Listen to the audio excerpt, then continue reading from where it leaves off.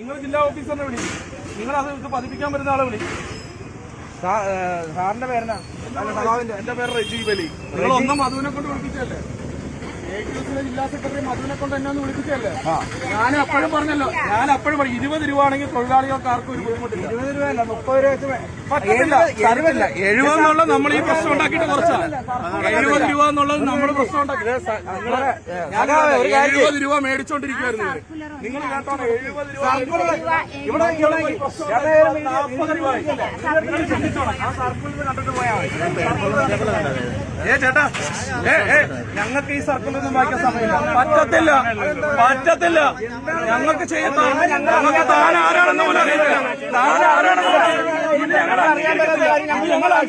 നടക്കുന്ന കാര്യമല്ല. ഞങ്ങൾ അംഗീകരിക്കുന്നില്ല. അതുകൊണ്ട് നിങ്ങൾ സന്തോഷപ്രകാരം നിങ്ങൾ എന്തും ചെയ്യും. തൊഴിലാളികളൊന്നും അറിഞ്ഞിട്ടില്ല.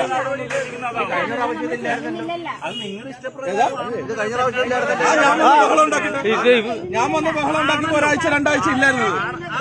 മനസ്സിലായോ? 10 രൂപ കൊടുത്ത് ഇവിടെ സീൽ ചെയ്തുകൊണ്ടിരുന്ന 10 രൂപ ഒരു ആർ ടി ഓഫീസിലോ ടെസ്റ്റിന് പോയി കഴിഞ്ഞാൽ ഒരു ഇച്ചിരി പെയിന്റ് കുറച്ചാൽ നമ്മളെ തിരിച്ചുവിടും. ആണോ? മനസ്സിലായോ? പിന്നെ എന്ത് ന്യായം? എല്ലാവരും സർക്കാരിനെ കുറ്റം പറയും. ഇങ്ങനെയുള്ള ചില ഉദ്യോഗസ്ഥന്മാർ ഇടനിലയിൽ നിന്ന് ചെയ്തു കൊടുക്കുന്ന പരിപാടിയാണ് നമ്മൾ. നടക്കത്തില്ല. 10, 10, 20 രൂപ തൊഴിലാളികൾ അംഗീകരിക്കാൻ തയ്യാറാണ്. 10 രൂപ നിങ്ങൾ ഇത് ചെയ്യുന്നതിന് 10 രൂപ നിങ്ങൾ വന്നതിനും ഒരു വണ്ടിയിൽ നിന്ന് മേടിച്ചാലും ശരി ഒരു ദിവസം